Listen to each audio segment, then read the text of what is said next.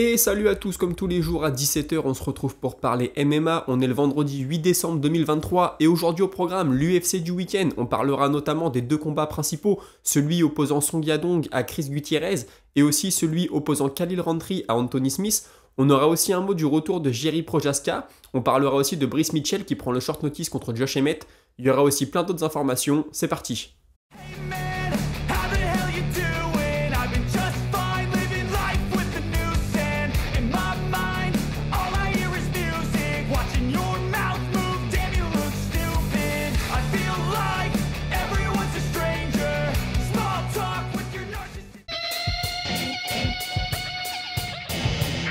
Et honneur au main event, on commence avec Song Yadong qui a expliqué avoir dit oui à Petroyan pour un combat mais qu'il n'a pas eu de nouvelles ensuite. Il dit voilà, je pense que peut-être Petroyan était blessé mais j'ai pas l'information, en tout cas j'ai plus jamais entendu parler de ce combat. Mais c'est un combat qui m'intéresse beaucoup parce que je veux savoir qui est le meilleur boxeur de la catégorie des bantamweight.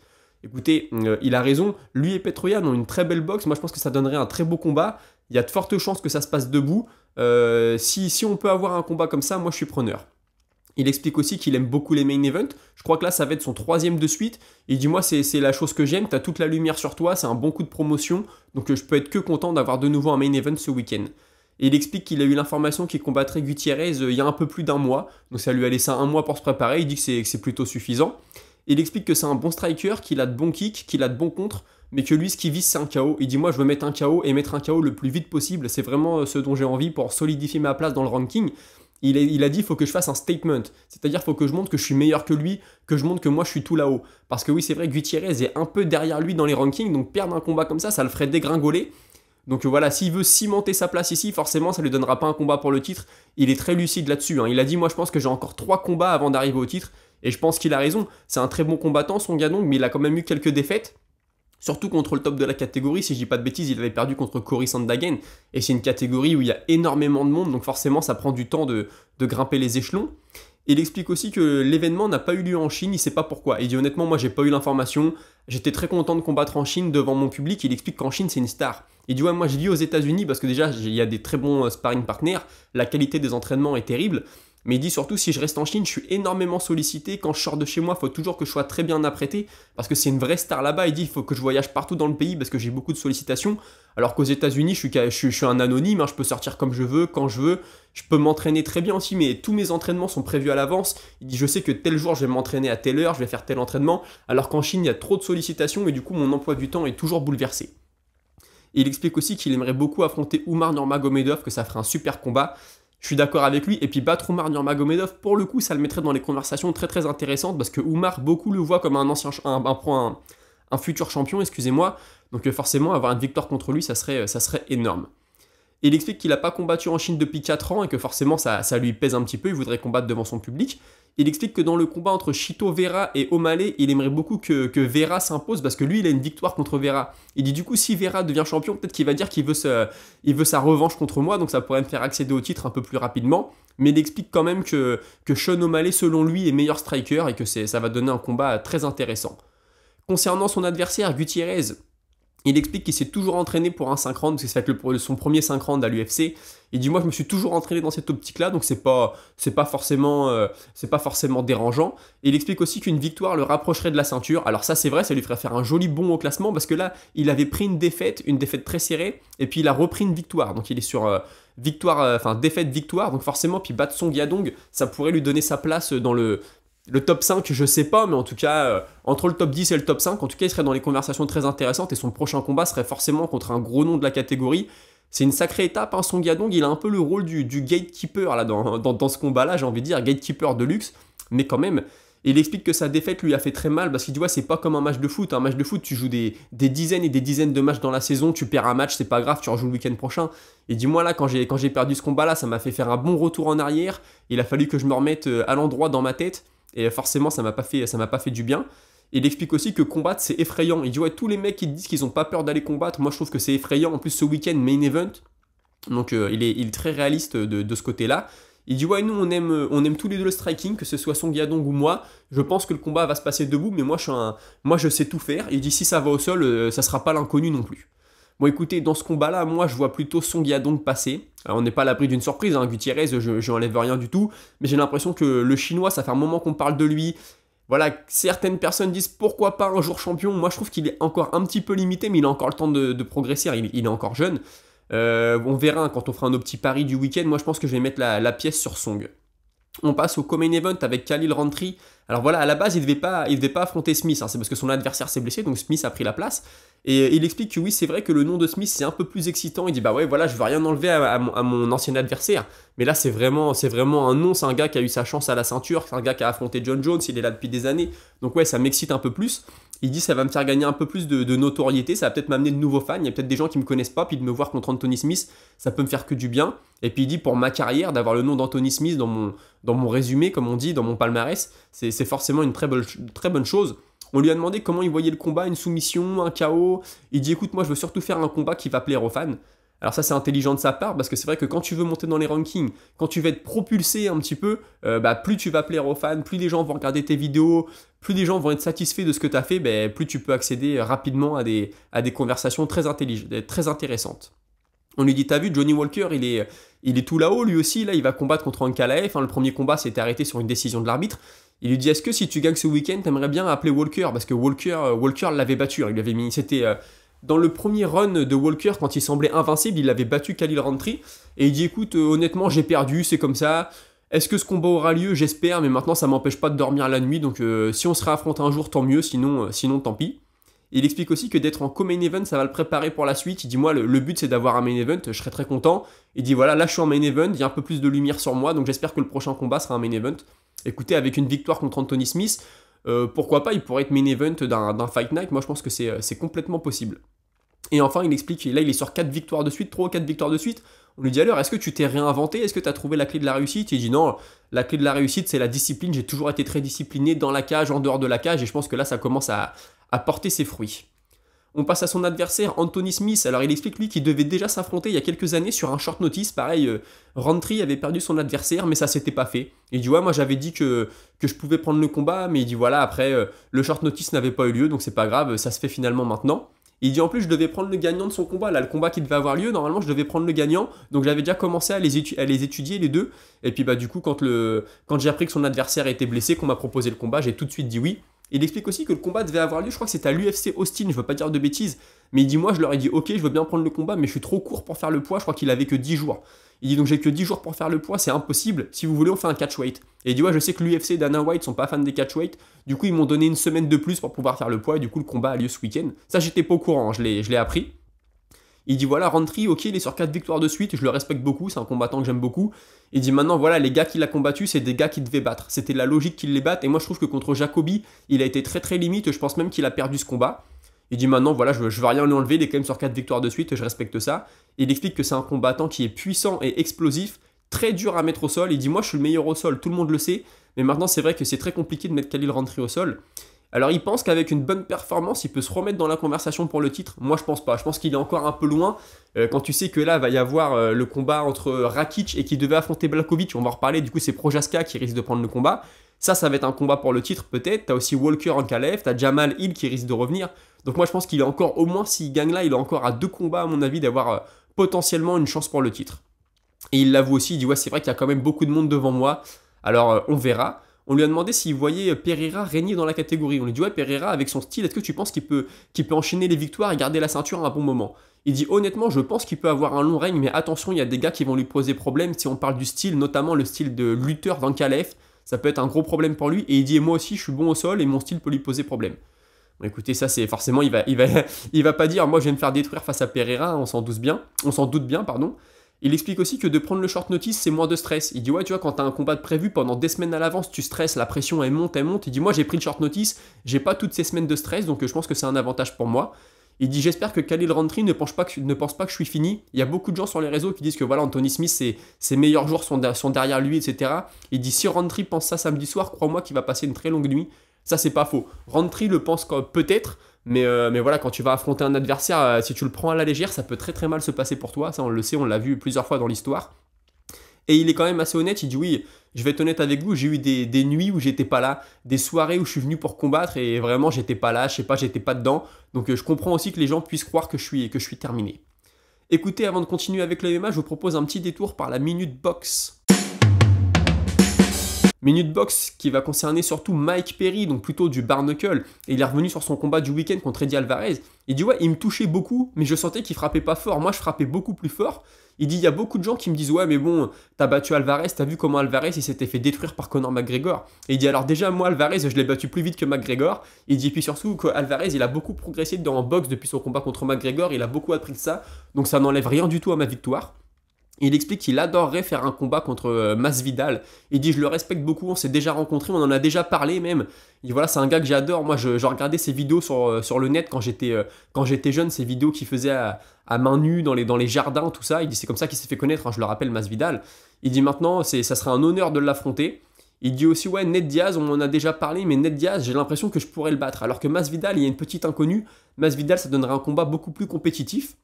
Il dit ouais, Eddie Alvarez, je l'ai un peu sous-estimé et honnêtement ça m'a porté préjudice dans le premier round, donc faudra pas que je fasse ça. Et il dit si je devais affronter Masvidal, je le sous-estime pas du tout.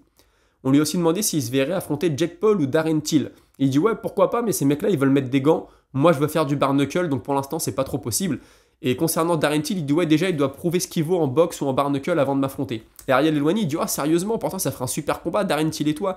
Imagine, il va faire un combat en boxe anglaise, il perd, on verra jamais ce combat. Il dit ouais, c'est vrai, mais moi je trouve qu'il doit faire ses preuves, il y a d'autres combattants avant lui. Donc écoutez, Mike Perry, le roi du bare knuckle, hein, j'ai envie de dire, là il a pris une ceinture, ils avaient fait une ceinture pour le King of Violence contre Alvarez, il a pris la ceinture, donc il est très bien marketé, il se vend très bien, c'est un personnage à part entière, et puis il a vraiment trouvé sa voie dans le bare knuckle.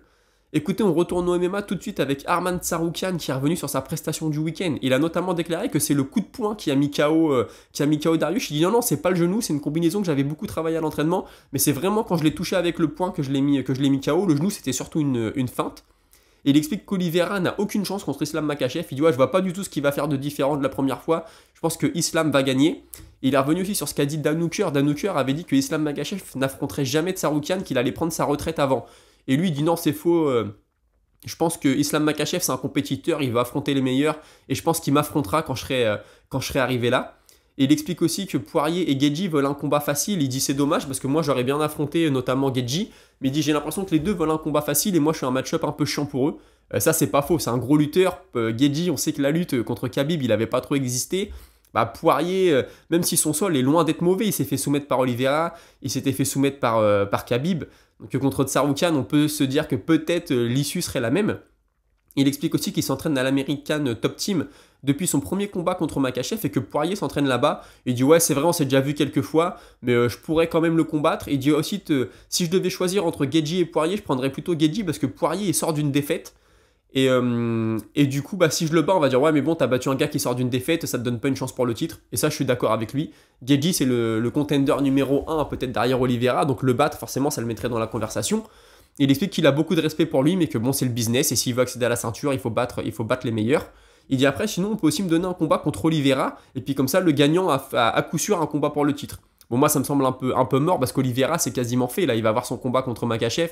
Donc je pense pas que ça aurait lieu, mais sinon oui c'est sûr, un combat Oliveira-Tsarukyan, le gagnant tout de suite serait le premier prétendant à la ceinture. Et il explique aussi que son embrouille avec Green, elle vient des déclarations de Bobby Green qui avait déclaré, hein, je vous en avais parlé il y a 2 semaines, que quand il regardait Tsarukyan combattre, ça lui donnait envie de dormir parce que le combat était nul. Et puis il avait dit ouais, je respecte beaucoup Dariush mais un peu moins de Tsarukyan.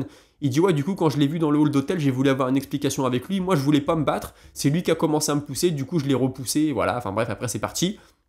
Il dit ouais, moi je veux bien faire un combat contre lui en bare knuckle sans arbitre et comme ça on va voir qui est le meilleur. Voilà, il part un peu dans les excès puis il nous sort le couplet ouais, nous les mecs de l'Est on est comme ça, c'est pas comme aux États-Unis. Bon, il est un peu dans son personnage aussi. Et puis il dit qu'il aimerait beaucoup combattre à l'UFC 300. Il dit moi à l'UFC 200 j'avais vu combattre Gegard Mousasi. Il dit Mousasi je suis fan de lui, je l'ai vu combattre à l'UFC 200, moi je veux faire pareil à l'UFC 300. Et il dit en plus je suis jeune, je pourrais même recombattre à l'UFC 400. Ça c'est vrai, ce serait très beau pour sa carrière. Et il explique qu'il vit en Russie depuis ses 2 ans. Donc voilà, il dit moi je suis un combattant russe qui représente l'Arménie parce que ses parents sont arméniens, mais lui il est né en Géorgie. Il dit ouais, je suis né en Géorgie parce que mes parents vivaient là-bas. Ensuite je suis arrivé en Russie à mes 2 ans et j'ai toujours vécu là-bas depuis. Donc il va aux États-Unis faire ses camps d'entraînement à l'American Top Team. Donc écoutez, Tsarukyan, bah ouais, moi je trouve qu'il est, ça y est, hein, il est dans la discussion. Il va lui manquer un petit combat pour accéder à la ceinture, je pense. Après, il faudra qu'on lui donne sa chance, forcément. Mais là, avec une victoire en plus contre peut-être Geji, peut-être, je sais pas. Je sais pas qui on pourrait lui mettre, du coup. Est-ce qu'on pourrait faire un rematch contre Gamrot, hein, pourquoi pas. Je sais pas du tout, mais oui, il est arrivé tout là-haut, il est tout proche de confirmer, et j'espère un jour d'avoir sa chance. Et j'espère contre Islam Makhachev, ça ferait un très très beau combat. Maintenant, on passe à l'UFC 296. Vous savez, Josh Emmett a perdu son adversaire, Giga Moussassi, n'importe quoi. Giga Chikadze. Vous avez vu, je me reprends, j'ai un auditeur qui est géorgien, il m'a dit, on dit pas Giga, on dit Giga. Du coup, bien vu, je prends bonne note. Donc Giga Chikadze est blessé. Brice Mitchell prend le combat. Alors je vous avais dit que moi j'aimais beaucoup cette opposition, ça va être un très beau combat. Brice Mitchell, je pense qu'il a ce qu'il faut pour faire déjouer Josh Emmett. Pareil, s'il gagne, ça va le mettre dans les bonnes conversations pour la ceinture. Je rappelle qu'il avait eu un run impressionnant de victoire. Il était invaincu de toute façon. Il avait perdu contre Ilias Topuria. Alors il avait dit, voilà, j'étais pas bien, j'étais malade, j'avais chopé la grippe, mais j'ai quand même voulu combattre. C'est vrai que c'est un combat, il n'avait pas existé. Un Topuria lui avait roulé dessus, franchement, il n'y avait rien à dire. Depuis, il est revenu contre Dan Ige, il a gagné. Moi, c'est un gars que je voyais vraiment peut-être un jour prendre la ceinture, Mitchell. Surtout, il a un très très bon grappling, une très bonne lutte. Debout, peut-être un tout petit peu limité, mais il peut travailler là-dessus. Donc, je suis très content de le voir prendre ce combat. On avait parlé pendant un moment de Aljamain Sterling. Mais Aljamain Sterling, pour monter en poids plume, moi j'ai envie de le voir avec un vrai camp d'entraînement qui fasse une montée vraiment bien faite. Pourquoi pas prendre une victoire. On parle de Max Holloway, hein, donc on en parlera un petit peu la semaine prochaine, mais Volkanovski a donné une interview où il disait que si Sterling bat Holloway, tout de suite Sterling pourrait avoir sa chance. Donc écoutez, affaire à suivre. On a Daniel Cormier qui n'est pas forcément d'accord avec Arman Tsarukyan. Voilà, lui il pense que s'il pouvait faire un combat contre Dustin Poirier, ce serait une très belle chose, et surtout si Dustin Poirier battait Tsarukyan, ça le remettrait lui tout de suite en course pour la ceinture. C'est pas forcément faux. Maintenant, il est vrai qu'à choisir, je pense que Tsarukyan devrait faire un combat soit contre Gamrot, soit contre Geji, soit contre Oliveira, si Oliveira n'avait pas sa chance au titre. Mais après, contre Poirier, ça ferait un très bel ajout aussi. Makhachev, qui est plutôt discret sur les réseaux d'habitude, a tweeté. Voilà, il a dit que dans le top 5, tous les mecs sont bons, mais il n'y en a aucun qui va le battre. Alors bon, forcément, le gars va pas dire oui, il y a des mecs qui vont me détruire dans le top 5, mais je voulais en parler parce que Makhachev, il parle pas beaucoup sur les réseaux sociaux. C'est très très rare, et là je pense que ça parle beaucoup de lui. Il entend beaucoup de gens dire que Tsarukyan va lui poser problème, etc. Donc il a peut-être voulu un peu sortir du bois pour faire parler de lui. Un petit peu de chiffres, il y a des statistiques qui sont sorties sur, comment dirais-je, le taux de défense de ceinture, c'est-à-dire dans quelle catégorie on garde la ceinture le plus longtemps. Bah écoutez, c'est chez les poids lourds, on la garde le moins longtemps, 48%. De défense de titre réussie, donc c'est-à-dire que c'est une catégorie où le titre change beaucoup de mains, et la catégorie dans laquelle on le garde le plus, c'est soit chez les, chez les welterweight, non c'est chez les featherweight, 83%. Donc voilà, en même temps featherweight, il n'y a pas eu énormément de champions, on l'a déjà dit, hein, il y a eu José Aldo, Conor McGregor, Max Holloway et maintenant Volkanovski, donc forcément la ceinture n'a pas beaucoup tourné. Écoutez, ensuite on passe au dossier Jiří Procházka, c'est le titre de la vidéo, hein, il va revenir en février, je l'attendais un peu plus tard que ça, mais écoutez, ce qui se passe c'est que Jan Blachowicz qui devait affronter Rakic, c'était un rematch, Blachowicz s'est blessé à l'épaule, il explique qu'il doit se faire opérer là, et il dit moi j'ai toujours combattu, je veux toujours arriver au top, j'ai toujours fait le maximum pour arriver au top dans mes combats, mais malheureusement je me suis blessé et j'ai besoin de me faire opérer, donc je pourrais pas combattre Rakic, c'était prévu au mois de janvier si je dis pas de bêtises. Rakic tout de suite a tweeté, hein. Il dit ouais tu peux pas perdre un rematch si tu combats pas. Donc bon voilà, petit pic envoyé, et du coup il demande à Procházka, il dit ouais est-ce que t'es un vrai samouraï et tu veux m'affronter le 20 janvier. Et Procházka répond ouais ok, pas de souci pour moi, par contre moi le plus tôt que je peux revenir c'est février ou mars, est-ce que ça te va? Et il répond ouais vas-y on peut faire ça le 17 mars en Californie, donc à Anaheim. Donc écoutez, est-ce que ça va se faire? J'espère beaucoup. Et puis on a Blachowicz forcément qui a répondu à Rakic, il dit ouais la première fois t'as pleuré parce que je t'ai blessé, maintenant tu pleures parce que je peux pas venir, bah au moins ce qui est bien c'est que si je viens pas je pourrais pas te battre, alors continue à pleurer. Bon voilà, les deux se sont un peu invectivés sur les réseaux sociaux. En plus je pense que Blachowicz c'est pas le roi du trash talk, hein. Je pense que s'il a repoussé au vu de sa carrière c'est vraiment qu'il est blessé, qu'il peut pas le faire. Je peux comprendre la frustration de Rakic, mais écoutez, si Rakic se prend Procházka à la place de Blachowicz, très honnêtement pour sa carrière et pour sa place dans la division c'est peut-être pas plus mal non plus. Écoutez, on a fait le tour de l'information pour aujourd'hui, on passe à la Minute Auditeur.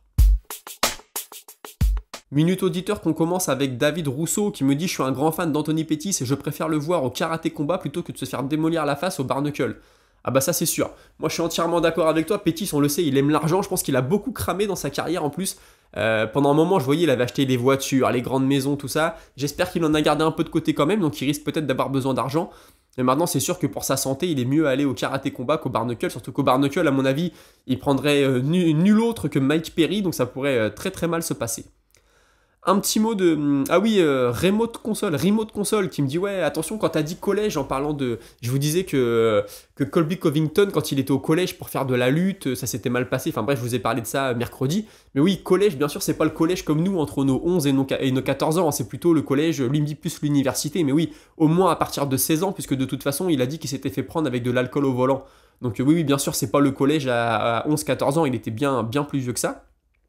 Ensuite, on a MMRR, bon je donne pas tout ton pseudo, en gros le MMMRRR, qui me dit Diego Lopez mérite largement son petit combat contre Emmett, personnellement je le trouve très fort ce Brésilien. Bon bah du coup on a vu qu'il aurait pas le combat, c'est Mitchell, ouais je suis d'accord, pourquoi pas, moi j'aime bien ce qu'il fait dans la cage, hein, Lopez, après je trouve juste que voilà, il manquait peut-être... allez, on va dire peut-être 2 combats pour arriver au niveau de Emmett, mais sur un short notice, tout est possible. Hein, tu peux avoir ta chance alors que tu es très très loin. Mais voilà, je trouve que le combat avec Mitchell fait plus de sens, même si le combat contre Lopez aurait été très bon aussi. Il y a Lixicode qui me dit ouais, petite question, selon toi, c'est quoi le super fight dont parle Dana White? Honnêtement, je sais pas du tout. Il nous a dit que ça concernait pas Conor McGregor. J'espère que c'est pas un truc foireux à faire revenir des retraités qu'on n'a pas vu depuis super longtemps. Parce que Dana White, il est très fort pour te vendre un truc qu'en fait, il y a que lui qui veut voir. Il y a que lui qui veut voir ça, ou alors des gens qui suivent pas le MMA de proche. J'espère que c'est un super fight qui fait du sens avec des combattants actifs. Alors j'ai pensé, c'est vrai qu'il y a un auditeur qui me l'avait dit, il m'avait dit ouais, peut-être Makhachev qui va prendre le vainqueur de Edwards Covington. C'est possible. Maintenant, on sait que Makhachev, on aurait aimé le voir défendre un peu plus sa ceinture des poids légers, mais s'il monte, ça fera un super combat. Hein. Contre Edwards ou contre Covington, ça sera très intéressant. Franchement, j'ai aucune idée de qui ça peut être. Est-ce qu'il va déjà nous envoyer un retour d'Israël Adesanya? Bon, je pense pas, mais écoutez, on sait pas ce qui se trame en coulisses. Donc, affaire à suivre.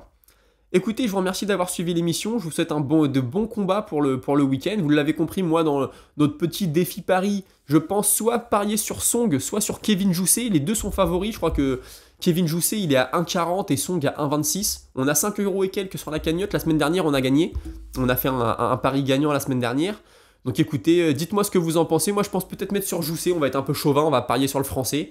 En réalité, on l'a vu qu'une fois à l'UFC, hein, donc on sait pas ce que ça peut donner, mais j'ai envie d'y croire. Et puis pourquoi pas Song, donc dites-moi ce que vous en pensez. N'hésitez pas à vous abonner, à liker, à en parler autour de vous. Moi je réponds à tous les commentaires, et puis dans la minute auditeur, j'en choisis quelques-uns pour développer un petit peu.